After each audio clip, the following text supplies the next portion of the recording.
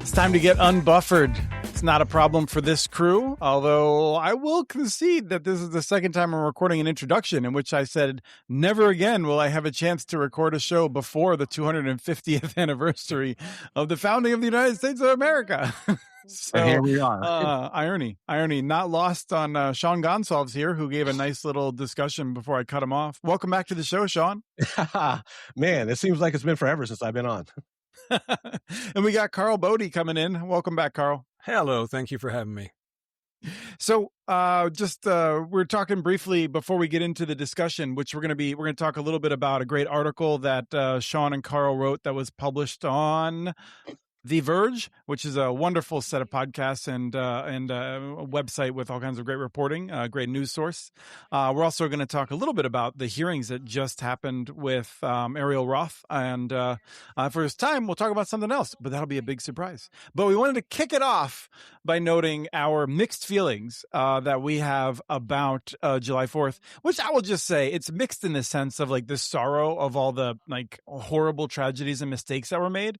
But I really try to focus on the positive and the things that the United States has done well. And frankly, some of those things you don't really pay as much attention to until Elon Musk takes a butcher knife to them or a cleaver or a chainsaw and destroys it and upends the lives of millions of people around the world, because it turns out USAID was important. It was really, really, really important for millions upon millions of children. But the United States has done a lot of things that I think are worth learning from in positive ways and duplicating, replicating. So I've given Sean a book, and I've talked about this book many times, Liberty from All Masters. I think it's great. Sean was just going to tell us a little bit about a few thoughts he had on it as we head into the fourth year. That's right. Well, first I should say happy birthday, America.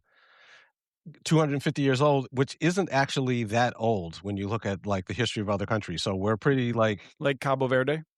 Well, actually, that country is even younger in terms of independence. But I'll say that as you alluded to, America's history is super complicated and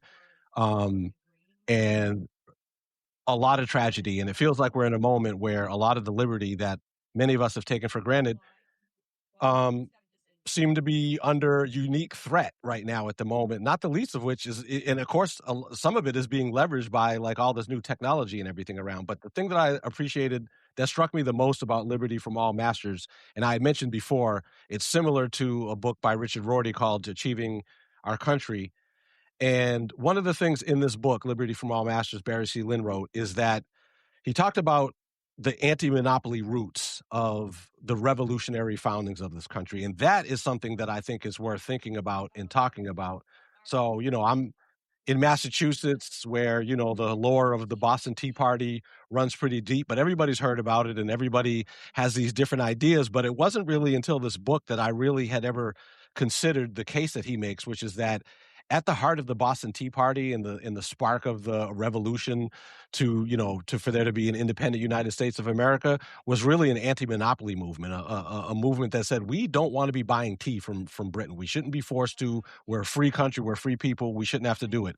And the work that we do is really focused around anti-monopoly. And so I really appreciated that kind of framing around the work, not only helping me understand better the work that we're doing, but just how rooted it is and how wrong it is for us to allow a certain segment of the population, just because they always talk about liberty or freedom, that they should be the only ones that they should somehow have a monopoly on even like those ideas and what those things really mean.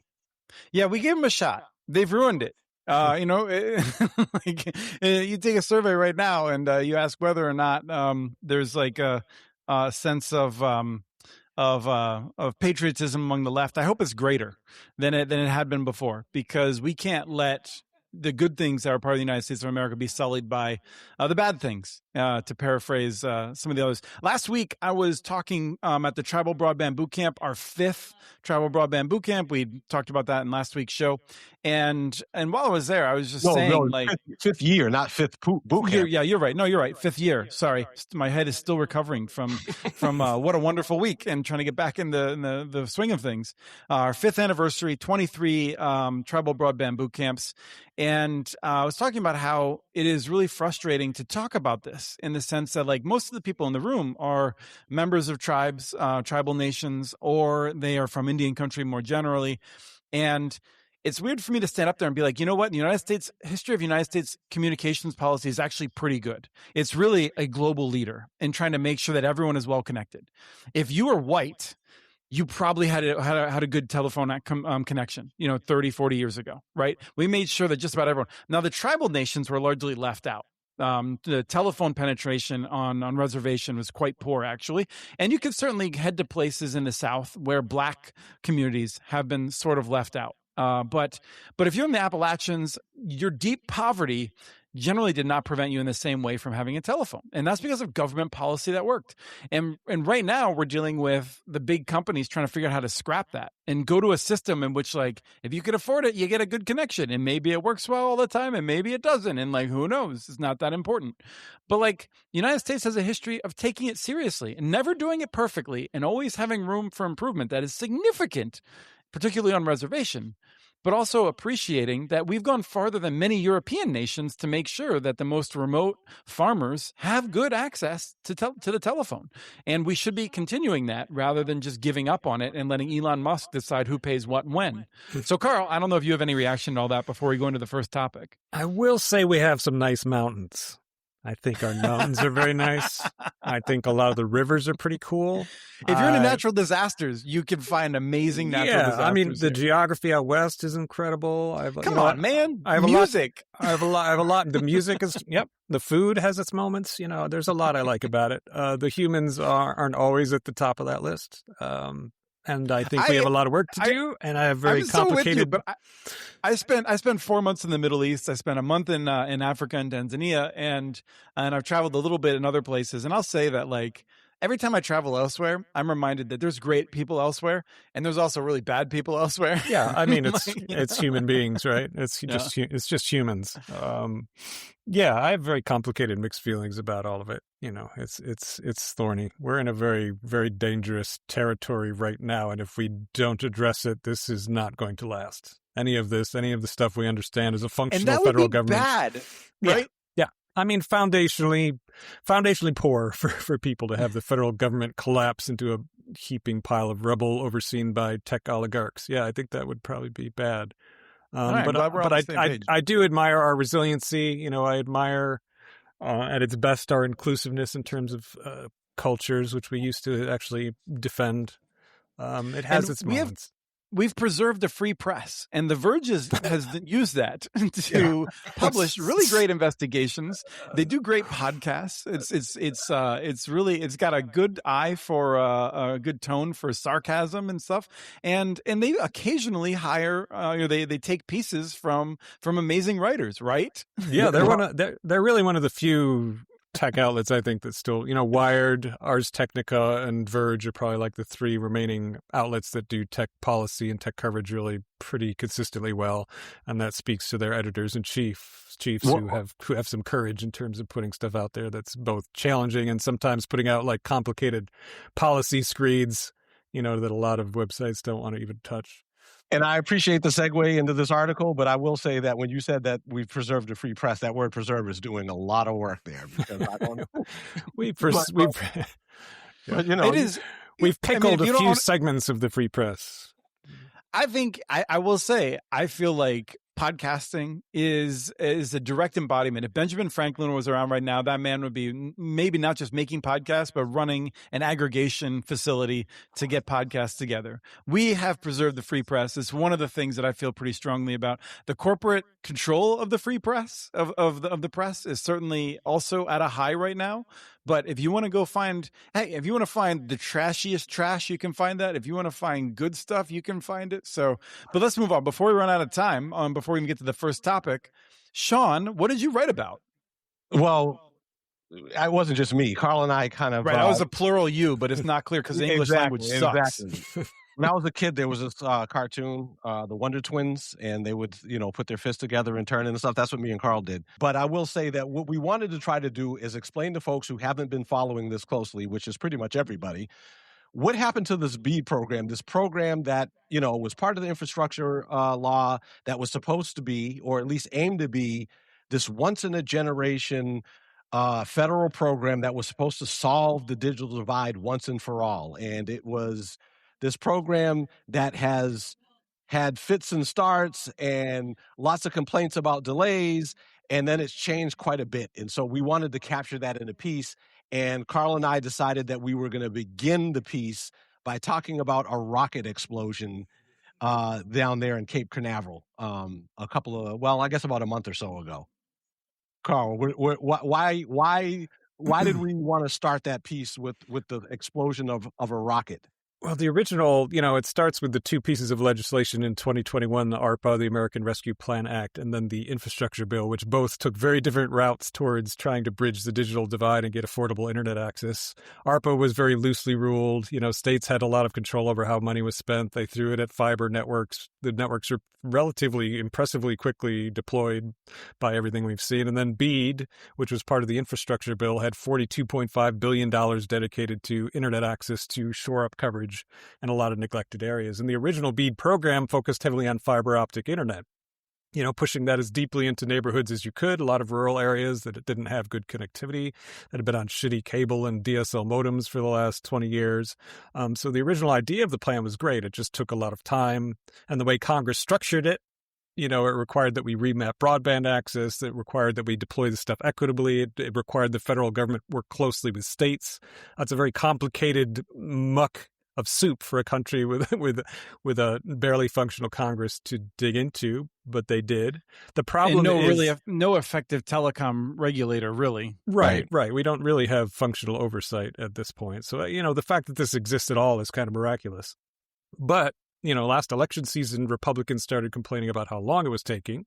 Every other day you'd see something in the press about how the BEAD program's a bureaucracy. It's a big mess. It's taking too long. Nobody's connected. The second the Trump administration gets into office, they immediately introduce all sorts of cumbersome new delays. They strip away most of the oversight. They eliminate language requiring that the broadband is affordable and evenly deployed. And they take a huge chunk of the $42.5 billion and they funnel it away from affordable and high-quality fiber and towards billionaires like Elon Musk and Jeff Bezos for their low Earth orbit satellite ventures. Which, right. They didn't use novelty checks, but they really should have. Right. Like the giant ones that are huge. Yeah. Ed McMahon victory check. That's what we needed to dole out. And so we started the piece off with the rocket explosion because the Blue Origin New Glenn rocket that exploded on the launch pad was supposed to be the rocket that was going to bring up some of the Amazon LEO satellites for Jeff Bezos. So that was, we thought, was a unintentionally perfect metaphor for what's happened to the BEAD program, which is that it started off with these lofty goals. It was really focused heavily on fiber and investing in stuff that was going to last for generations instead of just shoveling money over to the world's richest people for, satellite internet that, needs to be replaced every few years and all that kind of stuff. And lo and behold, the rocket explodes, and that we felt like was kind of a good metaphor for what's happened to the program. And so in the article, I think a couple things that are worth pointing out is, for example, what it means on the ground. There was one community, we spoke to the folks down in East Carroll Parish in Louisiana. That was a state that was going to do like 90% fiber project after the benefit of the bargain round that the Trump administration put in that delayed this program further.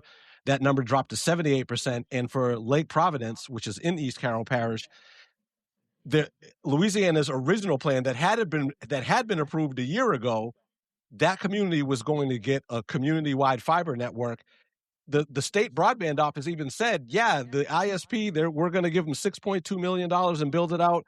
Benefit of the bargain comes along and goes up. Nope, none of those locations are available for fiber. That money's now going to go to Starlink. And now those people down in East Carroll Parish, one of the most economically challenged areas of the state, are now saying— Of the nation. are now being told, well, too bad. Sign up for Starlink, which you could have already signed up for, which nobody did because it's expensive and it doesn't work like fiber. And so that was sort of an on the ground example in the article. There's a lot in there, and I'm quite frankly surprised that we got as much as we could get in there, even as difficult as it was to keep it under like 2,400 words or whatever the word count was. Yeah. It's the biggest thing to remember or to think about is that a lot of these subsidies going to Musk and Bezos are for services that they already deployed or already plan to deploy. And these are both guys who constantly lament subsidies and insist that subsidies are terrible and we should get rid of subsidies. And here they are gobbling up what could be potentially billions of dollars for services they already plan to deploy. That's a huge waste of money. It's probably going to wind up being duplicative because we're going to have to go back into a lot of these areas and deploy fiber anyway. So it's a real abandonment of principles and a kind of an embarrassing failure for a program that honestly had some decent potential to really change people's lives. Well, and the change on the ground couldn't be more significant because before you were going to have thousands of dollars per home, in some cases more than $10,000 per home coming into the area. That money was going to go to crews that live in the area to build the networks. And then it was going to go to people to maintain the networks, to deliver a service that would be affordable and would be provided by a company or a cooperative that was likely using local tax preparation and local marketing and stuff like that, rather than going to Elon Musk, who is not doing any of those things. None of that money benefits them. In fact, like the only thing you could say about SpaceX is that it's a vacuum cleaner of resources out of communities. That's exactly it. Now, I mean, the thing is that like if you're on a mountaintop, great. I talk constantly about how Starlink is a miraculous, really amazing system, but it is not a system for communities because the density of development often precludes everyone from having service. It is not a universal solution. So this is like, it's just worse all around. We are wasting money on services that the private sector was already investing in. That money is not going to go to like providing affordable services to people that need it. We're going to have kids continuing to come home from school not having decent internet access. It's just you have fewer jobs, and just every part of this is just bad. And the thing that kills me, Karl, and I think Karl before you, Sean, but like, is that like for the next 5 or 10 years, we'll have people being like, oh man, like why is service so bad in some of these places? It's inevitable. The thing that kills me is I know I'm going to have to write about this. We're all going to have to write about this for the next 5 years and watch people's slowly dawning awareness that, that they got ripped off by the government. And then all the people responsible for it, all the people that prioritize Starlink and prioritize giving money to billionaires, they're all going to disappear. They're going to have nothing to say. They're not going to be in policy. They're going to be off on some new adventure. Well, real people like us are stuck here trying to dig through the mess and explain to people why they got ripped off by the government. And where proof of that is, and one of the things that was interesting in seeing this piece published in The Verge is looking at the numerous comments under the story where we talk about all these things. Now, granted, certain things you breeze over, you wish you could have spent more time kind of explaining why on certain things, but it's amazing to me the amount of people, and certainly not the majority of people in the comments, but the amount of people both in the comment section, but also you see it online, that have this idea that since Starlink is in space and it's Elon Musk, that its satellite is like this future next gen technology, and that wireline connections is like this old stuff. And so, yeah, Karl, you're going to be writing about this, and or both of us are going to be writing about this for the next 5 to 10 years because there is this perception, and Elon is a master at PR in convincing people of stuff, of smoke and mirrors. We're talking about this. Southern California has roughly the same number of like wireless mobile macro sites, like for mobile cell service. Southern California alone has roughly the same number of antennas as Musk has put in space. You drive around, you can't get good service in LA. Like in a few places you can, some places it's okay, and other places it's terrible, just like everywhere else. Right. And like the idea that like, oh, well, we put them in space where now millions of people can access each satellite rather than hundreds or thousands. And it's just, there's magic. You got the underwear gnome problem. They really, we're stuck on step 2. Yeah, they really do. A lot of people, I think, and Joe Rogan had Musk on and they talked about Starlink, and then there was a big conversation on the right about Starlink, and they really view it as kind of like this magic pixie dust that just has no limits and will immediately scale to like 500 million subscribers with no issues. When, there's data, and even Elon Musk himself admitted earlier that it doesn't scale properly. It can't it can't serve, dense, even rural communities on and any sort of high volume. The congestion starts to be a problem. The prices are high. Yeah. As, more people flood to the network, it's going to have all sorts of weird restrictions in terms of congestion and network limitations. And how can you run 4K video after 10 p.m.? It's going to be, low Earth orbit satellite is a lot better than the older satellite broadband systems we all know and hate. But it still has the same physics problem. The capacity is just not there. If you want to add anything, it's got to be new. It can't be anything we've already talked about in past episodes. No, it's just that it's worth noting that none of this conversation means that we're saying that Starlink doesn't work or that it's not, because people miss this all the time. It's you look in the comments and there'll be somebody saying, but like, I live in an area where there was no broadband and I have Starlink now and it works great. Cool. And that is so wonderful for you. But this idea that just because something works for you in that one household is not the same thing as saying that this is going to work at scale or the solution for hundreds of millions of homes. Yeah. We have this restaurant that I love here, Nashville Hot Chicken, or it's a Nashville Coop, which is it's a hot chicken place where they took Ethiopian and East African spices and mixed it in with that, and it's amazing. But I think there's still going to be hunger and like food insecurity in St. Paul after this restaurant, is in business for a while. Probably so. Yeah. Yeah. All right. I want to move on to the next topic, which is a hearing that was today. Sean, you listened in on it, and I think you and Jordan conspired to find a few clips that I have to respond to sight unseen. We're going to talk about here. That's right. I was critical of the Biden administration's deployment of this. I was frustrated that after 3 years, we didn't have any projects in the ground, and I thought that the criticism of the Biden administration was in many respects very fair. And this administration came in promising to speed up the timelines. And after months of silence on BEAD funding at the beginning of last year, NTIA requires states to go through an entirely new process, the benefit of the bargain round. California has still not received its funding for this critical program. California is one of only 2 states that has yet to receive final proposal approval from NTIA. And we know that if California were to receive NTIA approval today, my state will still need to seek final approval from NIST, receive the notice of its award, sign its award agreement, a process that is likely to take anywhere from an additional 6 months to a year. So we all know California will not be seeing the money anytime soon, leaving our unserved and underserved rural and urban communities behind. Administrator Roth, can you explain how changes brought under your leadership have fulfilled your claims of accelerating BEAD deployment? And when should Californians expect to see shovels in the ground? Thank you, Congressman, and it was great to talk to you in your office. And thank you for giving me the opportunity to explain some of the challenges that we've seen in California. I told you there were some mapping anomalies. We found, we've oversight of the program, and conducting our due diligence is really important to ensure protection of taxpayer dollars. And so we had to work with the state to ensure that we address those mapping challenges. We're working with the state. We look forward to receiving California's revised proposal so that we can get California and all states and territories across the finish line. But I think that the data speaks for itself with respect to expediting projects. Thanks to our restoring the program to its statutory mission, we've already seen. You said that before. You said we've got projects in Louisiana, we got a project in Nebraska. Yeah. That, to me, that's not that great. Well, what we have now is, instead of a 3-year delay, we have a 5-year delay. Let me start with 2 responses. One is the sort of honest response, which is that NTIA and Ariel Roth, the leadership, are incompetent. They don't know what they're doing. And they made a bunch of wild claims that they would get all this stuff done, not knowing how to do it. The whole thing about mapping anomalies, yeah, that's right. And the question is, are we going to hold up a connection for millions of people so that you can try to stop one apartment building that might not be permissible from getting service?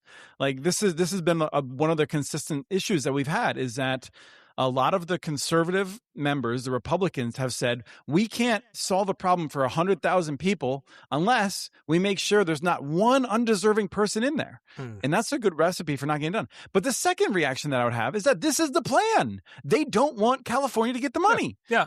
And so like that's what's going on. Yeah.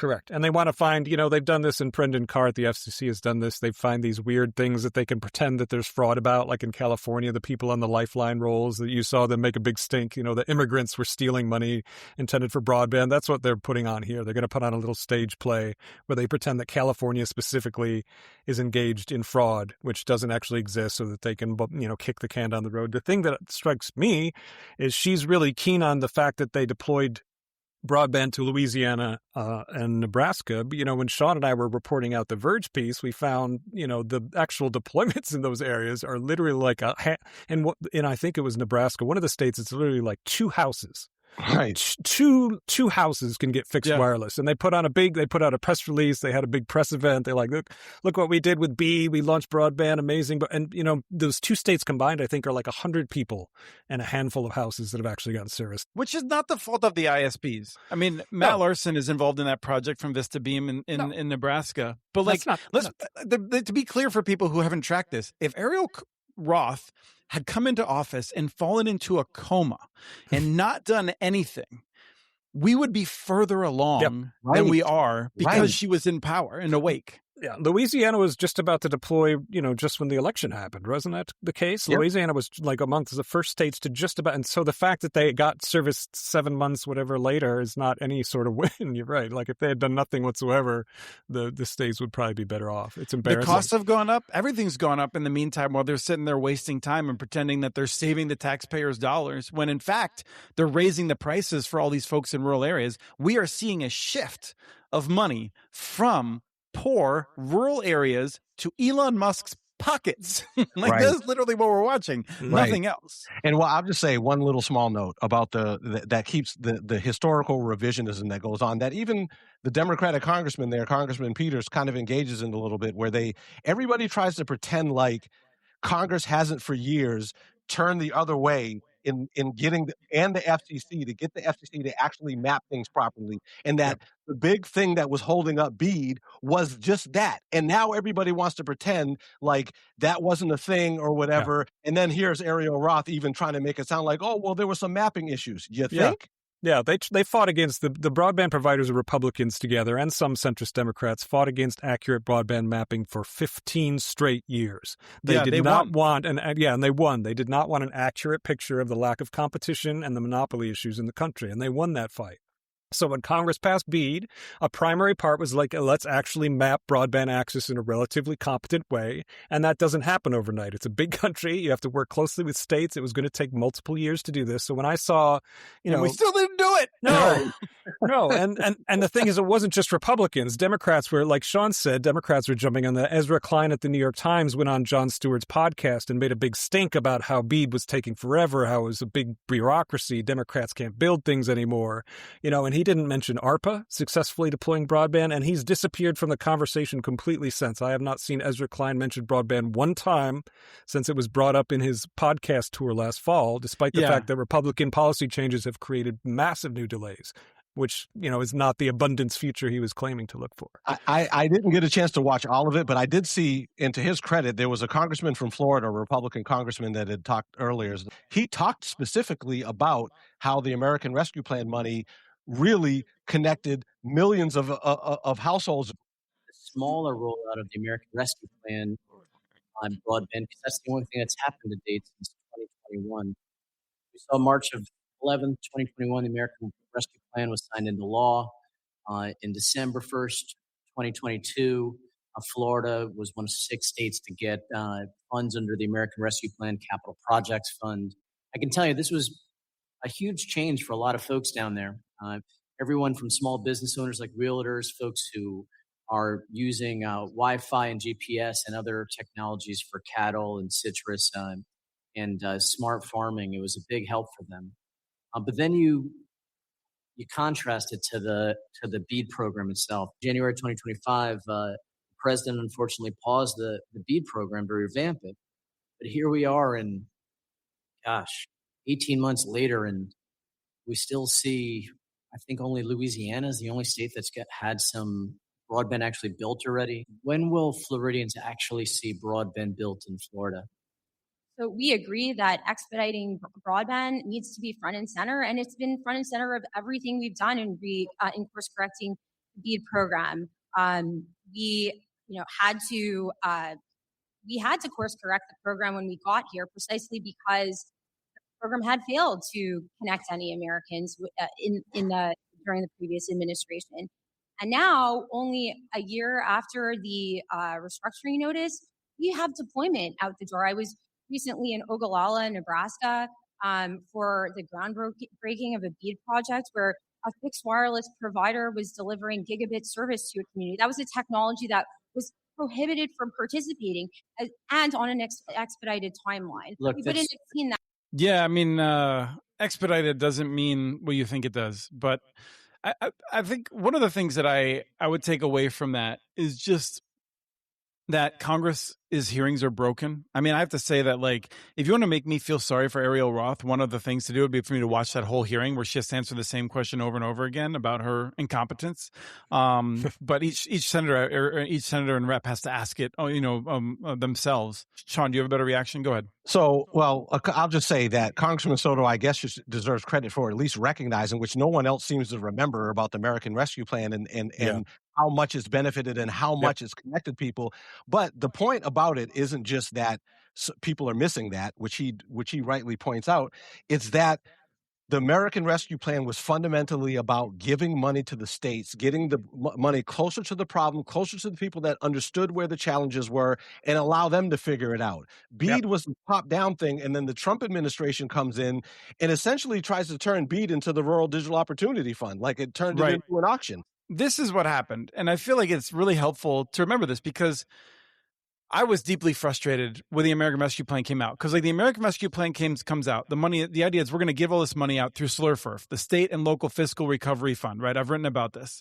And Treasury has to write the rules, and Treasury doesn't know how to write rules about broadband, right? And so they're trying to figure it out. They bring in some consultants, they bring in some folks that know what they're doing, but the cable industry gets in there as well. And the cable industry writes these rules that are basically like, okay, you can only build it where there's absolutely nothing available. And so a bunch of the cities, the National League of Cities, Angelina Panettiere and I, and a few other people, I shouldn't say a few other people, others, like New America, there's a lot of folks that pushed. We put together this coalition to basically be like, look, you can't write the rules that way. You have to change the rules. And they were like, we got to get these rules out there. We're moving fast. And we're like, these rules are terrible. You got to change them. And so they listened to us. The Biden administration changed the rules and said, basically, look, if you're a local government and you actually know that people aren't being served because they can't afford it or it's not there or whatever, then you can build. And they rejected the cable company argument. That is the argument that Ariel Roth is making over and over again, which is that, like, we have to have perfect information before we write a check.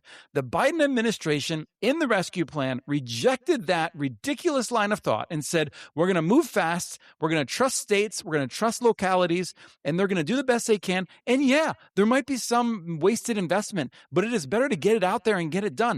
They did that, and that was a success. And now people I feel like no one recognizes that. No, even the Democrats, like I mentioned with Ezra Klein, they didn't mention the fact that ARPA was quite successful and deployed fiber to a lot of, lower income, not just rural neighborhoods, but targeted lower income neighborhoods first.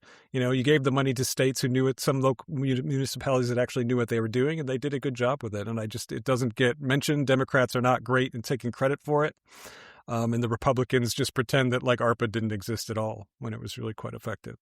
Or the Republicans are out like at press conferences taking credit for the connection. Oh, absolutely. They voted against it, and then they took credit for the press. That happened constantly. Yeah. Yeah.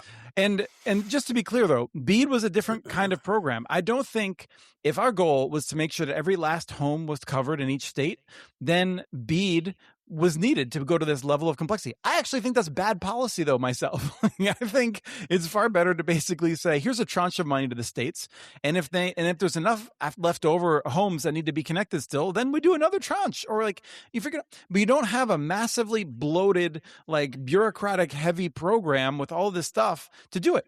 That is what you would need if you want to say, we know for certain that everyone's connected. I don't think we ever have that level of certainty on Earth. Like, I just don't think we do. And so, like, we need to embrace the rescue plan mentality for making investments. Yeah. And I'll just say that what you're hitting on, in theory, it is kind of related to the non-deployment funds, because in theory, the non-deployment funds in BEAD are sort of supposed to be used to, okay, when everything is said and done, where are the gaps, and how can we use the money that's left over to address those gaps? And that also came up during the hearing today. In January 2025, Louisiana became the first state in the nation to secure federal approval for a plan to deploy $1.3 billion in funding under the original Broadband Equity, Access, and Deployment, or BEAD program. A program that designed to ensure that everyone, regardless of zip code, has access to affordable, reliable, high-speed internet. But instead of building on that progress, the Trump administration forced states to do years of approval planning, which delayed deployment and caused unnecessary uncertainty. While Louisiana's revised plan has now been approved again, roughly $800 million in Louisiana's BEAD non-deployment funding remains frozen. Those dollars were meant to expand telehealth, strengthen workforce development, improve digital skills, and help rural and underserved communities fully participate in today's economy. Administrator Roth, Louisiana kept its bargain. In a bipartisan manner, our communities have done their part. Why hasn't NTIA done theirs? What's the holdup in releasing the deployment? Thank you, Congressman. Louisiana, as you've seen, been extremely successful in its final proposal. The governor of Louisiana has spoken publicly about the benefits and the benefit of the bargain reforms in promoting ubiquitous connectivity across the state, and we've already started to see deployment. We want to ensure that. I'm sorry, I have about 2 minutes left. Can you just tell me what's the holdup, respectfully? We're trying to get the guidance right, not just rush money out the door, because. So, but when the Biden administration was trying to get the guidance right, you said they were wasting time. You can't have it both ways. Let me ask you a quick question: yes or no? Can you assure me that Louisiana will receive its full BEAD allocation, including the $800 million in non-deployment funds? So Congress allocated So can you assure us that we'll get it? We have. So yes. Now it's in your park. Can you assure me and the people of Louisiana that the $800 million in non-deployment funds will be unfrozen? The states will get their money according to the law. So that's a yes? Yes, we are fully intent. Good. Thousands of rural, economically disadvantaged locations in Louisiana were initially slated for fiber in January 2025, have now, under the benefit of the bargain round, had BEAD funding diverted to Elon Musk's satellite services. How do you justify delivering lower quality broadband to rural and underserved communities under BEAD when higher performance options like fiber are available in states like mine are willing and able to invest in rural communities? As I've said, performance is the gold standard, and the law was written in a tech-neutral way, and our job is to ensure that every last community gets priority. But how do you justify service. Going to an inferior product over a more superior product? Well, different types of technologies work better in different communities. Fiber can be great. In some places, it's really exorbitant. And, there was an example in Louisiana where. Would you agree that Louisiana had passed all of its tests, was ready for everything to go, had shovels ready to go on ground? So what's different now? The only thing different now is a new administration that clearly wants to put his fingerprint on it. And I'm fine with that. But don't send us backwards when, in fact, Louisiana, under a Democratic governor and a Republican governor, did all the right things. And now the people of Louisiana are being punished, one, with a delay, two, with $800 million in non-deployment funds being frozen, and three, now getting a inferior product. That doesn't sound like progress. That sounds like gamesmanship. That was an excellent line of questioning, and she was not ready for that. At all. I mean, that's the thing, right? Is that she came from Ted Cruz's office. These are hacks. These are not people that are serious about the policy. No. And it is incredibly frustrating. I find it just maddening, because one of the things that he could have gone further in that line of questioning was to say the state of Louisiana met with these people. The state of Louisiana asked them what their preference was. The state of Louisiana made promises to these people that you are now going back on. And this should be a part of the calculus when you are taking that money away. And Sean, as we went to that clip, you said the benefit of the bargain is like half the money. The only reason is half the money is because they cut so much investment, right? I mean, Exactly. and they clearly intended, the Trump administration wanted to steal the money. They wanted to move it to other things. And now they are finding it difficult because governors are upset at the idea of losing billions of dollars legitimately. And so that's why the cuts were made. It was to screw the blue states. It was to screw rural areas and take the money and use it somewhere else. And so it's just, the whole piece of it is just so aggravating. And I do not think Ariel Roth even knows most of this stuff. No, you can tell she's reading from a script there that's been outlined for her. She doesn't really understand the differences between the technology even. I mean, I could tell from that line of questioning. She doesn't understand fiber versus Starlink. She's bought into the idea that Starlink is magic. She doesn't know that Starlink is too congested to operate at scale. She's not prepared for that. And, I don't know if it was in this clip or in the previous one, but then she also said something that was blatantly not true. She said, oh, this one project, I don't know if I think she was talking about the one in Nebraska, a wireless project, that until they came along, that wasn't even allowed in BEAD. What? Yes, it was. Well, it's possible. So that project is using Tirana. It's possible it's using unlicensed frequencies. And this was something that we talked about before. The federal government has to make these rules, right? And so the question is, do you allow unlicensed wireless when that network is working very well? Matt Larson built a great network. Now, Sean, you and I could pop into there and start using the frequencies in that area and take away a fair amount of his bandwidth, right? And create interference for him and things like that. And there's nothing legally to stop us from doing that. And so there's reasons that the federal government made the decision. I don't think it was necessarily the right decision, but it was justifiable for why some technologies were excluded. Well, you're right about that part of it. But what I'm trying to suggest is that the way she said it, she was trying to she was implying that wireless technology was excluded from BEAD, and that is not true. And it also just goes to show the level of ignorance that she has about these different internet access technologies. And so you're right about there being certain restrictions around spectrum and what have you. But as it relates to, broadly speaking, wireless satellite, like BEAD was all of the above. It just put its finger on the thumb for fiber networks for good reason. And I think of the various Congress members that were questioning Ariel Roth, I think Carter showed the greatest understanding of that when he flat out said, how is it a bargain that we're going backwards and people are getting an inferior product? Calling it a downgrade is important because it really is. Any telecom policy person is going to tell you drive fiber into as far as you can, into as rural of communities as you can. You fill in the rest with fixed wireless and 5G, and then low Earth satellite peppers the rest of the Earth and all the spotty cabins and RVs and boats. I mean, let's get real about it. Let's get real about it, right? Because what you're saying, Karl, I agree with. But let's put some numbers to it, right? I think the Trump administration was basically look, if it costs $4,000 to do fiber for a home, okay. If it costs $10,000, no. If it costs $22,000, we're going to laugh at you, right? East Carroll Parish, some of those areas, some of those average costs for the highest cost are $20,000 per home. The question is, should the federal government drop $20,000 per home for a technology?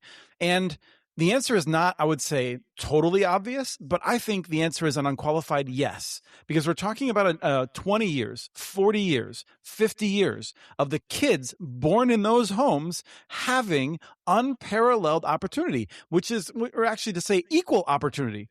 Instead, what she said is, we don't think it is worth it to put $20,000 into a home so that these kids, this family, can have economic opportunity on par with the rest of the country.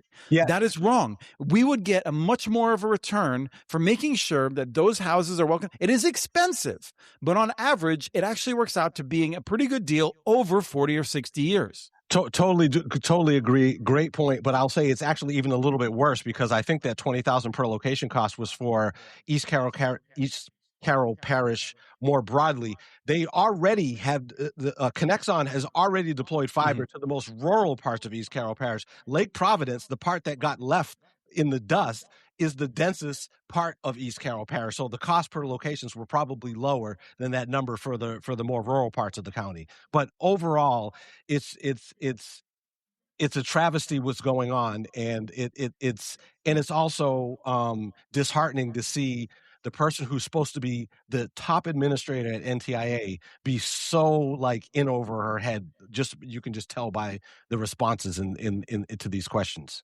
Yeah, what we're talking about here is corruption, and she was just thrown in the room to kind of be the face of having to manage with people's anger at the corruption. That's the part that I don't get about those people is that, like, I don't know, the Ariel Roths. I mean, even her boss Lutnick, like, the future is always that Trump's gonna like screw him. I don't get all these people that feel like, I don't know, maybe they just can't look to the future. They don't think about it, but like they're true believers. It's not like anyone's going to come to her aid as she's exposed as being incapable of doing her job. No, but the hope is, she still fails up to some other political appointment, and I think that's most of their ambitions.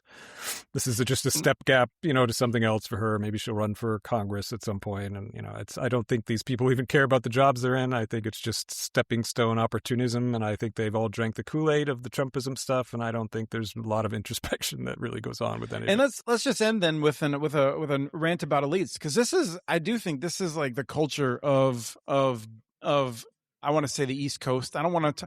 The East Coast is full of great people. I grew up in Eastern Pennsylvania, and I hate just bagging on it, but I will say there's this sense of like we're not going to call out Ariel Roth for being a bad person, for taking internet access away from millions of people, because someday Ariel might be my boss, or a friend of Ariel's might be my boss, or I might be looking for a job and I need a recommendation. And so no one can ever speak honestly about the damage that these people do or how incompetent they are. And so they rise up because there's always this sense of like, I might be burning a bridge if I'm honest about how bad this person is at their job.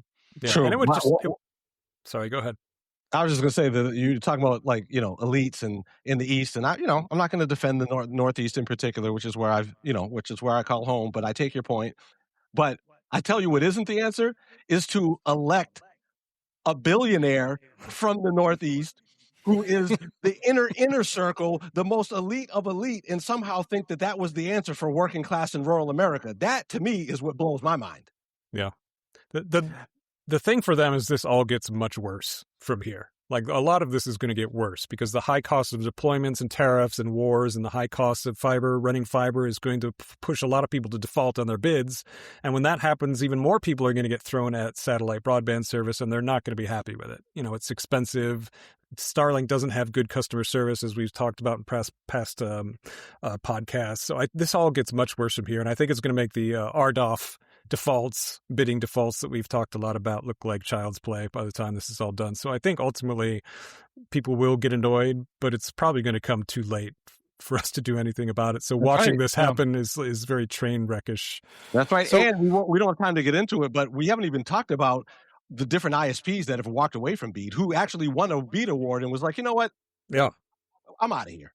Yeah, no, there's a bunch that are walking away, more that are going to walk away. A lot more. I want to ask Karl first. Do you have any quick reaction to, I haven't read the opinion, I haven't read coverage of the opinion, but the Supreme Court, as we're recording today, has basically given any president, not just President Trump, but presumably any president, carte blanche to fire any member of independent boards of the federal government that are not directly involved with the money supply, I guess, for reasons. Did you have any reaction to what this means for the future of the Federal Communications Commission? It's one part of a continuing series of Supreme Court rulings that are destroying all functional corporate oversight, all labor rights, all environmental rights. It's going to be deadly. It's going to kill millions of people over the next decade, and the press is not explaining any of this to the public effectively. So that's right. My breakdown. Well, I mean, I do think what we'll see is that Democrats will largely not take advantage of it. I think we'll see that there's this sense that they will continue to play by the old rules, which is that both parties should have a seat at the table, even if they don't get their way very often on the 3-2 agencies. But that Republicans will likely use it to eviscerate any kind of action that is hostile to the big, powerful corporations. I think ultimately we're heading to a situation where the federal government does not function in the public interest, and we break down into a bickering coalition of states. I don't see, if this path doesn't change and the Supreme Court isn't reconstituted, I don't see federal government in the United States surviving it.